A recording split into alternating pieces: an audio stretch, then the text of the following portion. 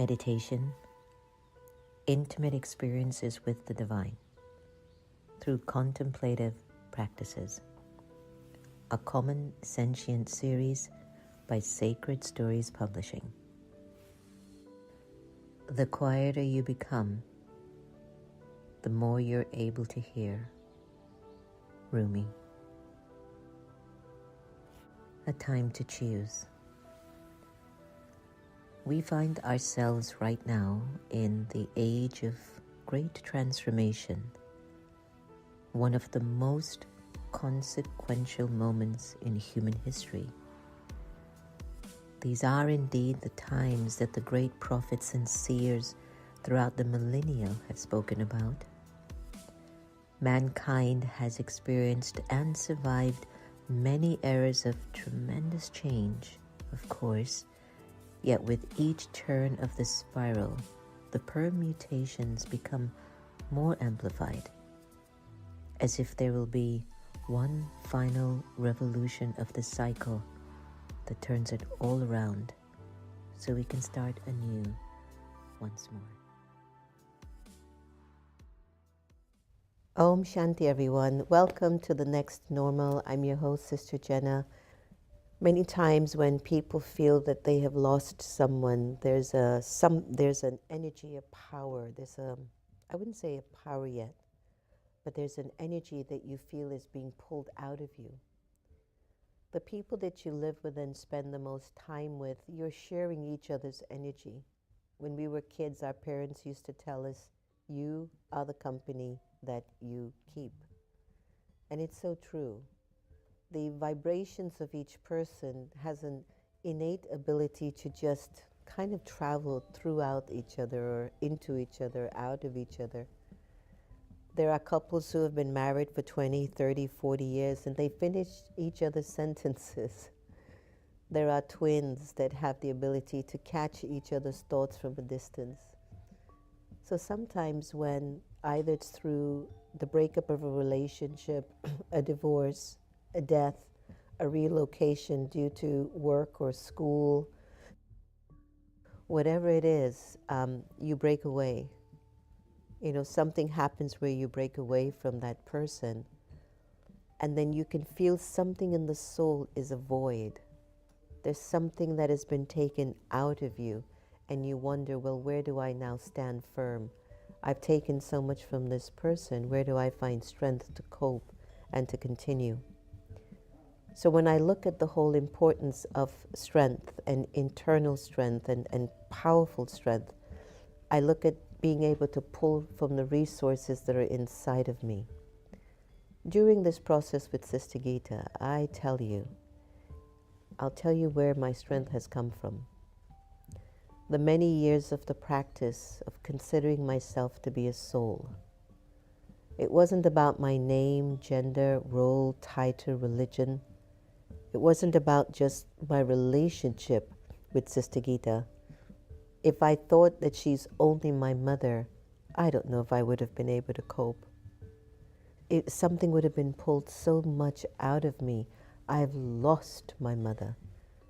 I was talking to Sister Sonia last night that it's not like I don't know now where my love goes, because we look at grief as, I just don't know where love goes now. But I feel like I have so many souls around me that are my soul connections. They're like my mother. They're my soul travelers. They're my companions in the cycle of time. And so even if my anchor is raised physically in one relationship, there are many that will be out there for you, or even one more.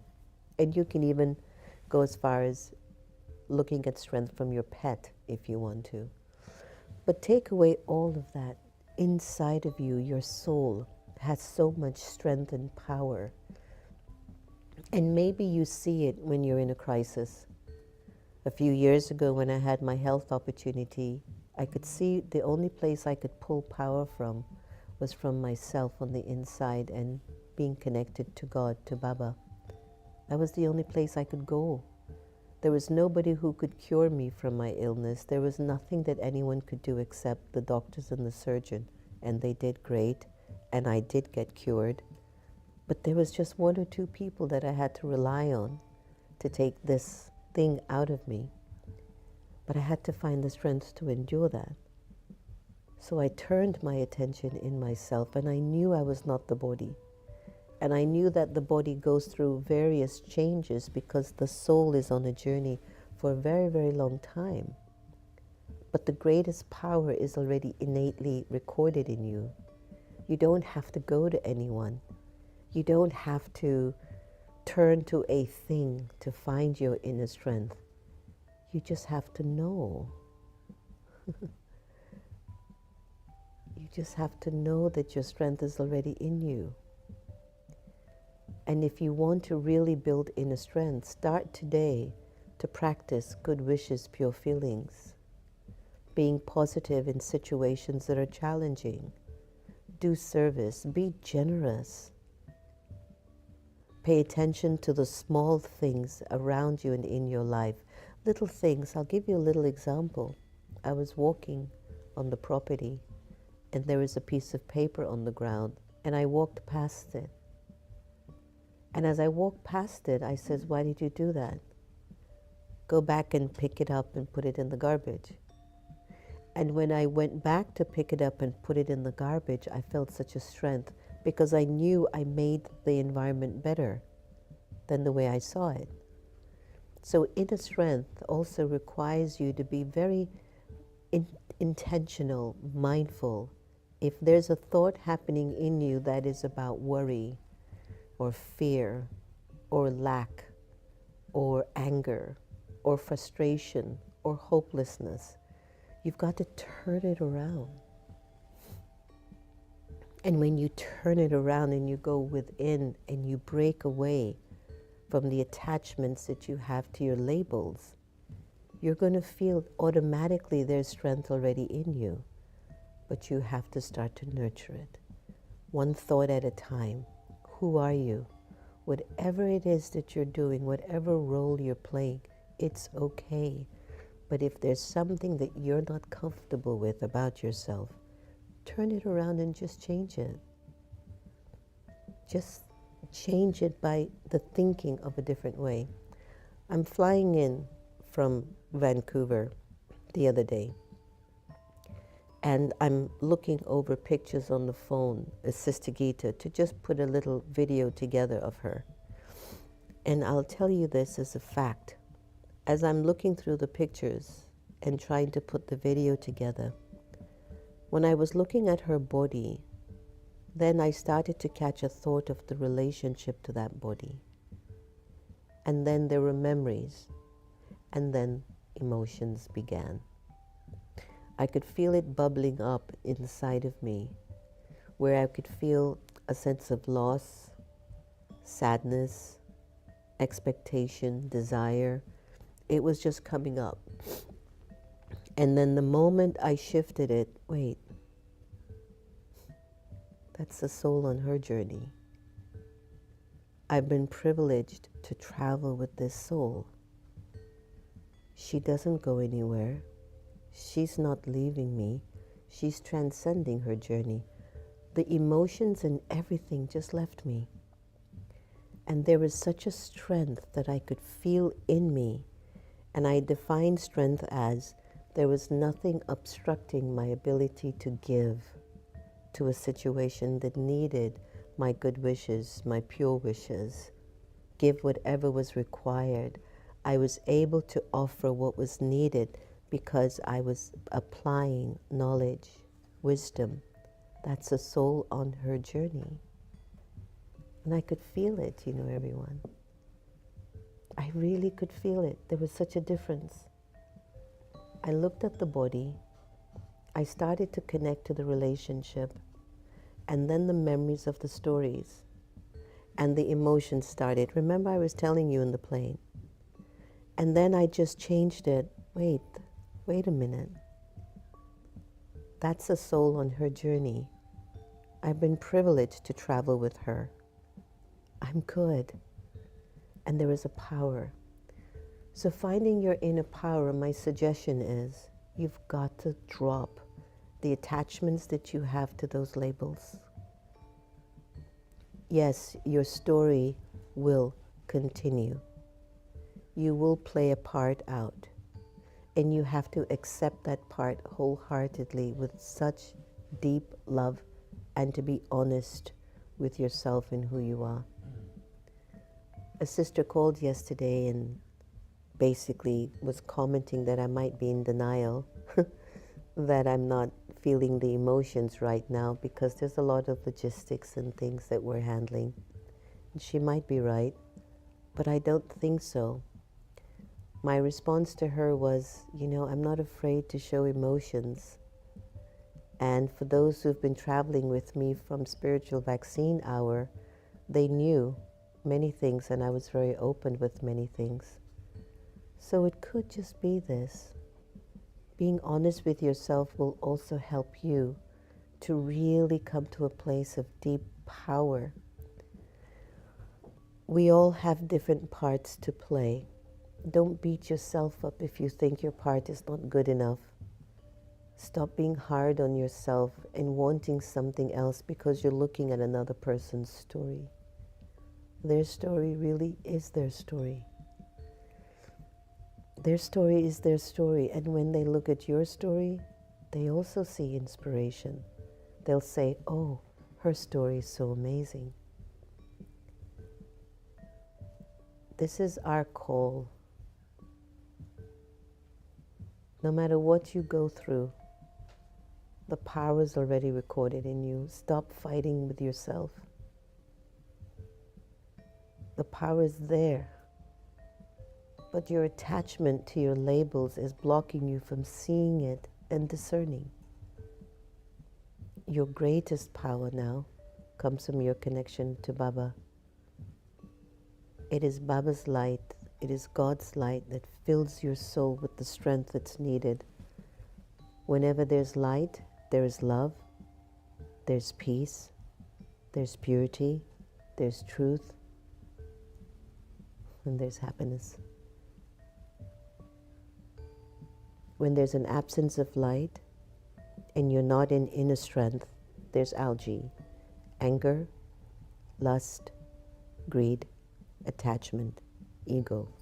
You choose. Who do you want to be? How do you want to travel throughout your life? You have to save yourself. No one's actually coming to save you.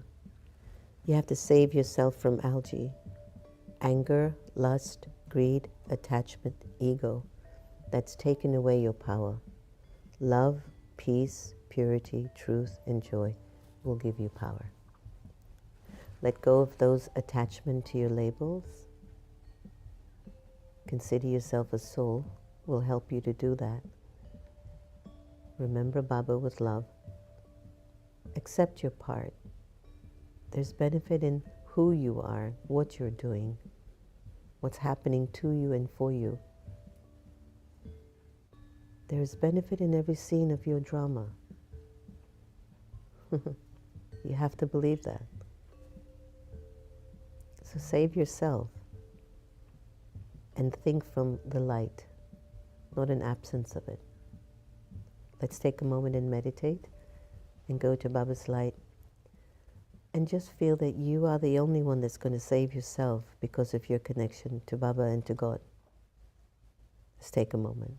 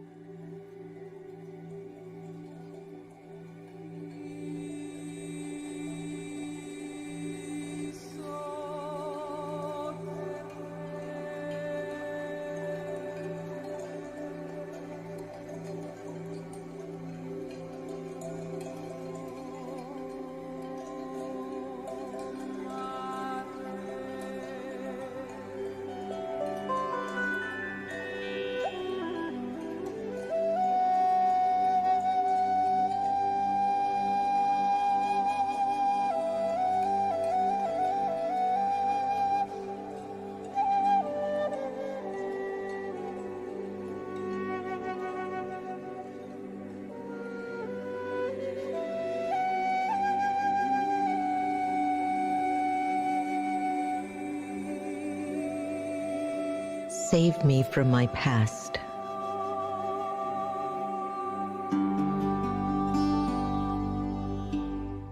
much more can I bear?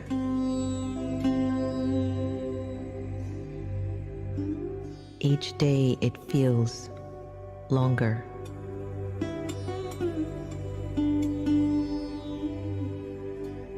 And yet deep inside, I can see freedom.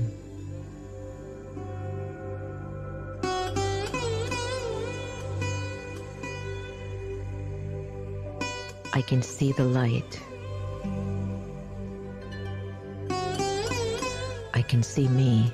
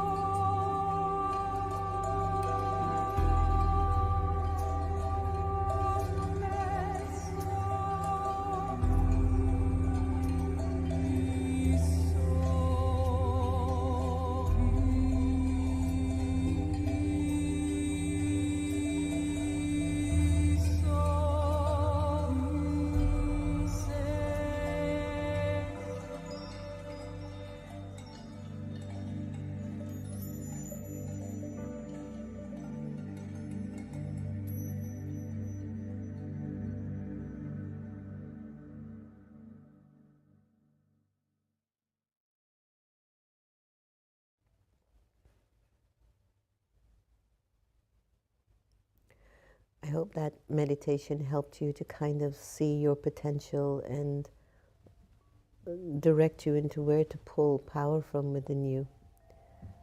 Too often we keep relying on others to help us get power, but that's okay. Do that. I do that all the time. But the foundation of you pulling your power is between you, the soul, and God. And together, light meeting light, love meeting love, purity meeting purity is where you get strength. You're pulling that strength into you more and more. You are increasing that power of strength that's already in you. We're just so distracted with all the dramas and the things that go on around us, but we have the strength to pull through any situation. Seers, mystics, prophets, grandparents, friends, relatives, next door neighbors will always tell you, you will never endure something you can't manage. You will always have the power to overcome your challenges because it's innately recorded in the soul. We have the strength to endure whatever it is we have to go through.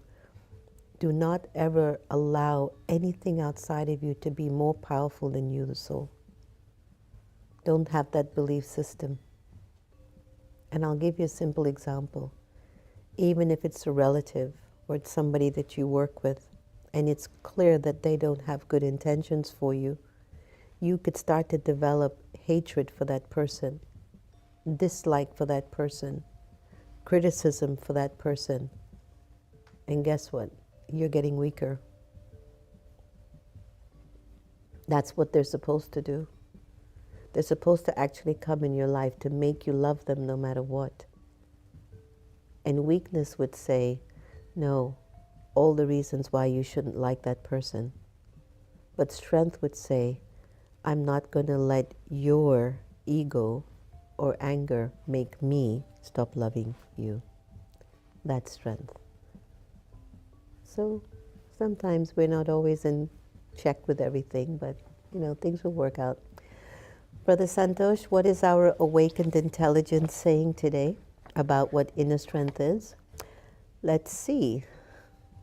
Could you scroll down a little?